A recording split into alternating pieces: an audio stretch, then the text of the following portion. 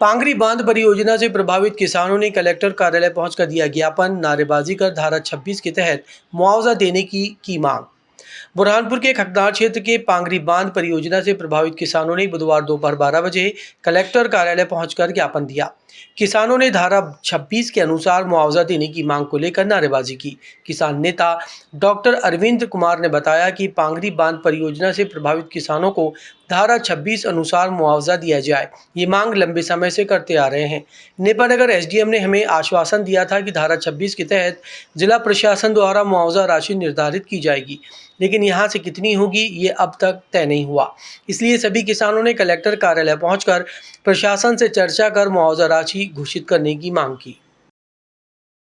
जी, हम लोग पांगरी बांध से संबंधित हमारा ये ज्ञापन लेकर आए थे हम लोग कलेक्टर साहब से डिस्कस करने के लिए कि हमारे को जो न्याय संगत जो है मुआवजा धारा 26 के अनुसार भू अधिग्रहण कानून के अनुसार वो नागजरी का मिलना चाहिए, गाइडलाइन। इसके लिए हम लोग आए थे। आपने आंदोलन स्थगित किया था, जो आपको आश्वासन मिला था, क्या हुआ? हाँ, उसी विषय में हमारे को आगे बात करना है कि धारा 26 पर आप मुआवजा क्या तय करते हैं। अगर वो हमारे न्याय संगत मुआवजा देते हैं तो हमारा आंदोलन स्थगित रहेगा, और अगर वो हमारी बात को नहीं मानते हैं तो हम ऐसा आंदोलन करेंगे कि मध्य प्रदेश में एक इतिहास बनेगा।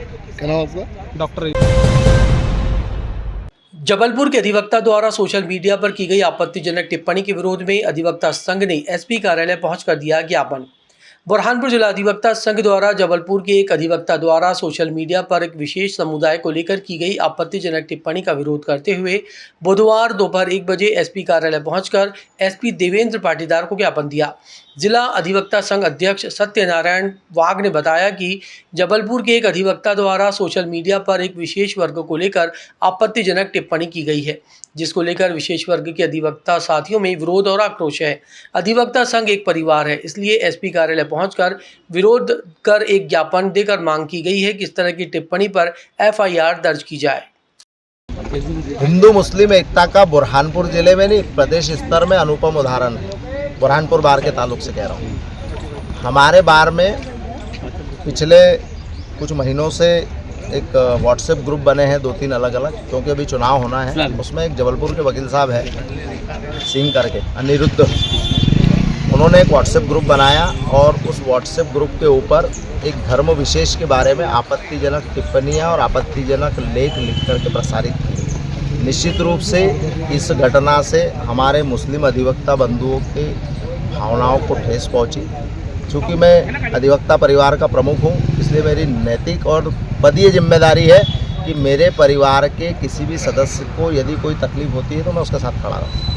मेरे परिवार के इतने लोग दुखी हैं, उनका मन आहत हुआ है, इसलिए आज हम एसपी साहब के सामने अपना निवेदन लेकर आए थे कि साहब, ये जो ऐसी दूषित मानसिकता के लोग हैं और ये ऐसा कृत्य करते हैं तो इन पर कड़ाई से लगाम लगाई जानी चाहिए। एसपी साहब ने आश्वस्त किया है कि विधिवत जांच पश्चात वो उचित कार्रवाई करेंगे। चुनावी फायदे के लिए कहीं ना कहीं पोस्ट की जा रही है सब। चुनाव को तो अभी बहुत टाइम है साहब, और चुनाव में ऐसे मुद्दे कहीं कोई मायने नहीं रखते। हिंदुस्तान का इतिहास गवाह है, ऐसे कई आए और कई चले गए। बुरहानपुर के शाहपुर थाना क्षेत्र के एक नाबालिग छात्रा से सोशल मीडिया पर दोस्ती कर आपत्तिजनक फोटो के जरिए धर्म परिवर्तन का दबाव बनाने का लगा है आरोप। पीड़िता की शिकायत पर पुलिस ने आरोपी के खिलाफ पॉक्सो एक्ट, छेड़छाड़ और धार्मिक स्वतंत्रता अधिनियम के तहत केस दर्ज कर जांच शुरू कर दी है।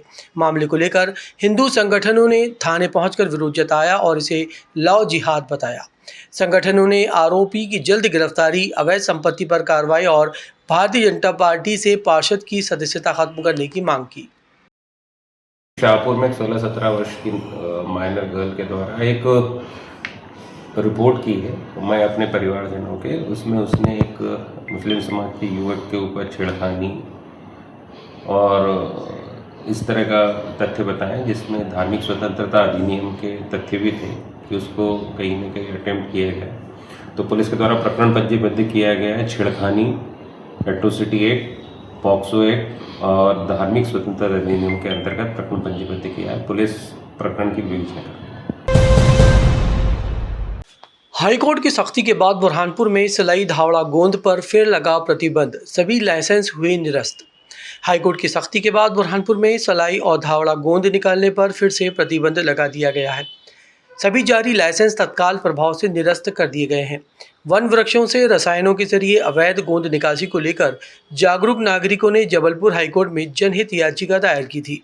सुनवाई में सामने आया कि बड़ी संख्या में सलाई और धावड़ा के पेड़ क्षतिग्रस्त हो चुके हैं। हाईकोर्ट के निर्देश के बाद मंगलवार दोपहर 12 बजे वन विभाग बुरहानपुर ने आदेश जारी कर गोंद निकासी पर पूर्ण प्रतिबंध लगा दिया है और आदेश की प्रति चस्पा कर दी गई है। जो वन मंडल बुरहानपुर अंतर्गत सलाई गोंद और धावड़ा गोंद का जो संग्रहण निष्कर्षण हो रहा था, उसके संबंध में माननीय उच्च न्यायालय जबलपुर द्वारा प्रतिबंध लगाया गया है। माननीय उच्च न्यायालय जबलपुर के आदेश के परिपालन में पूरे वन मंडल के कार्य क्षेत्र के अंतर्गत सलाई गोंद धावड़ा गोंद का प्रतिबंध लागू कर दिया गया है। अब कोई भी उसका संग्रहण नहीं कर पाएगा, न ही परिवहन कर पाएगा।